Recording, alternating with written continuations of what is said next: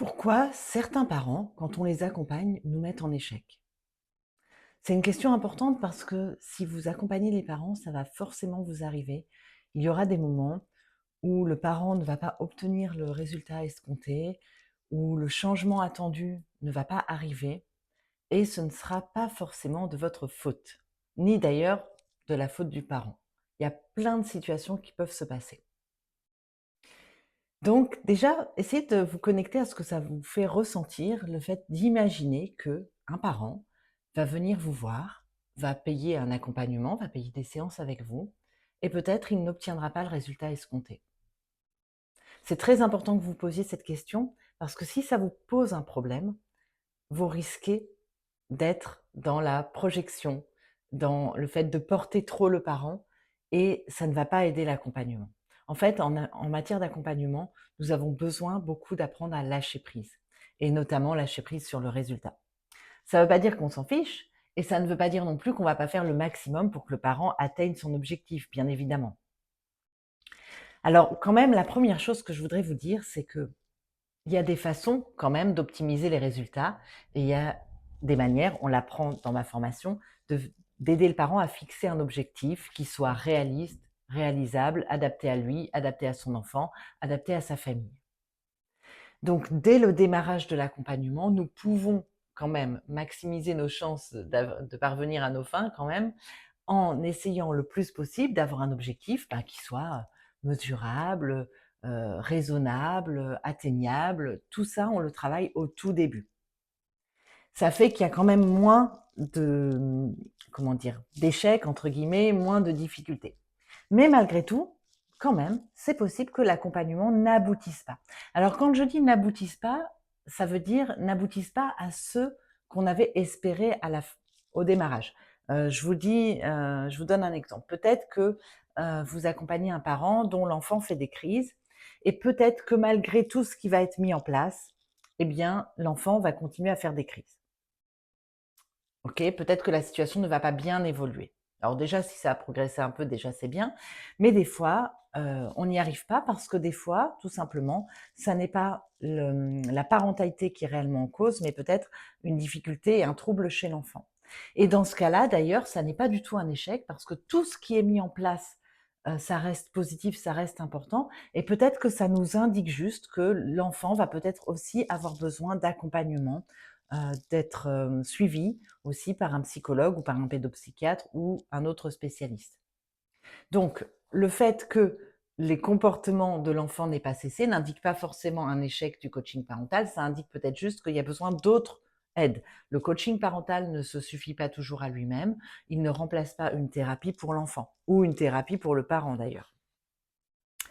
Il y a une autre chose qui peut se produire, c'est que le parent, lui, peut ne pas mettre en place ce que vous lui proposez. Donc ça, c'est pareil, ça se travaille. Nous le travaillons dans ma formation. Le parent ne met pas en place ce que vous proposez. Peut-être que ce que vous proposez n'est pas adapté. Peut-être que le parent ne comprend pas pourquoi vous lui proposez ça. Il comprend peut-être pas l'intérêt des exercices ou des outils que vous proposez. Donc c'est vraiment important d'aller lever les freins, d'aller rechercher déjà les freins. Qu'est-ce qui fait que le parent ne met pas en place ce que vous proposez et d'aller lever peut-être ces freins en lui expliquant autrement, etc.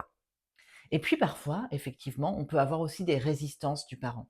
C'est-à-dire que le parent a bien compris, mais il y a d'autres résistances plus inconscientes, où il y a des fonctionnements qui sont trop puissants, trop anciens, qui l'empêchent d'avancer. Et peut-être que le coaching parental, là, aura ses limites. Donc là, non plus du côté de l'enfant, mais du côté du parent. Peut-être qu'effectivement, à un moment donné, vous n'allez pas pouvoir faire avancer le parent parce qu'il y a des résistances qui sont trop fortes. Et ça, en fait, je voudrais qu'on arrête d'appeler ça un échec. C'est juste un constat. Et simplement, notre rôle en tant que coach parental, c'est de le réaliser, cette situation-là, de la réaliser, d'en prendre conscience, de l'expliquer aux parents et peut-être d'orienter du coup plutôt sur une psychothérapie, par exemple. Hein. Donc, en fait, ça nécessite pour nous, accompagnants, de sortir de l'illusion du résultat, de sortir du fait que forcément, si on fait un coaching parental, forcément le parent va changer, forcément la situation va s'améliorer. Oui, au départ, c'est l'objectif, mais pour plein de raisons, et j'en ai listé là quelques-unes, eh bien, ça n'avance pas forcément. Et des fois, il faut pouvoir arrêter le coaching pour dire, ben, voilà, on arrive aux limites de ce qu'on peut faire ensemble. Donc, ça nous réveille en nous, ça éveille en nous, ça réveille en nous, on va dire, cette absence de changement, ça peut réveiller en nous un sentiment d'échec, d'impuissance, des fois du doute, de la colère, et vous pouvez tomber dans le piège de vous remettre complètement en question, voire de vouloir tout arrêter. Et c'est vraiment pas comme ça qu'il faut le prendre. Nos métiers demandent beaucoup d'humilité. C'est-à-dire que nous proposons des choses et le parent prend, ne prend pas, prend ce dont il a besoin et c'est OK. Il n'y a pas besoin d'en faire plus et de porter au-delà le parent. Donc, cette impuissance-là, c'est vraiment quelque chose, quand on accompagne les autres, à laquelle on est toujours confronté par moment. Et donc, c'est vraiment important d'aller voir ce que ça réveille en vous, parce que sinon, vous allez projeter ça sur le parent et vous allez tomber dans le syndrome du sauveur et vouloir sauver l'autre à tout prix et faire du forcing. Et c'est vraiment pas le but. Et là, pour le coup, ça peut vraiment être néfaste pour la relation d'accompagnement. Donc, je vous propose d'utiliser un outil qui est le fil rouge, moi, de ma vie et de mes accompagnements, c'est l'écharpe relationnelle, d'accord? De conscientiser que une relation, symbolisée par cette écharpe, elle a 2 extrémités. Je suis responsable de mon bout de la relation, je ne suis pas responsable du bout de l'autre, hein. Ce bout-là, il appartient aux parents, donc moi, je suis responsable à mon bout, de ce que je fais à mon bout, de ce que je dis, de comment j'accompagne, avec toutes mes valeurs, tout mon cadre, tout ce que j'ai appris.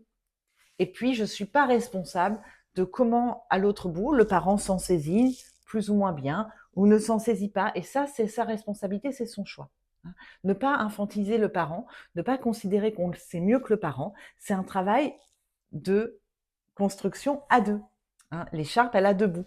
Donc, ça peut vous aider à vous sentir moins impuissant, à vous dire, voilà, je fais à mon bout, mais je ne suis pas responsable de ce qui se passe à l'autre bout.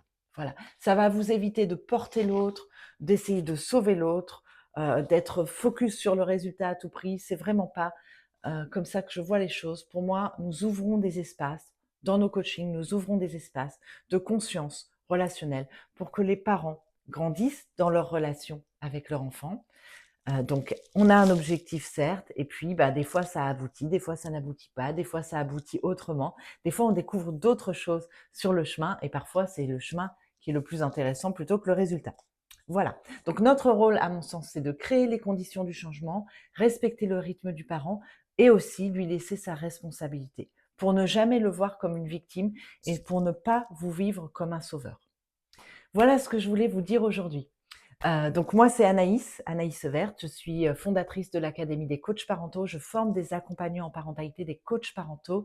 Si mon approche vous parle, si vous avez envie d'en savoir plus, j'ai une formation offerte pour vous. Vous pouvez vous inscrire sous la vidéo. Et puis, vous pouvez aussi demander le programme pour la prochaine session de formation au coaching parental si vous avez envie de faire cette formation avec moi. Voilà, je vous dis à très vite.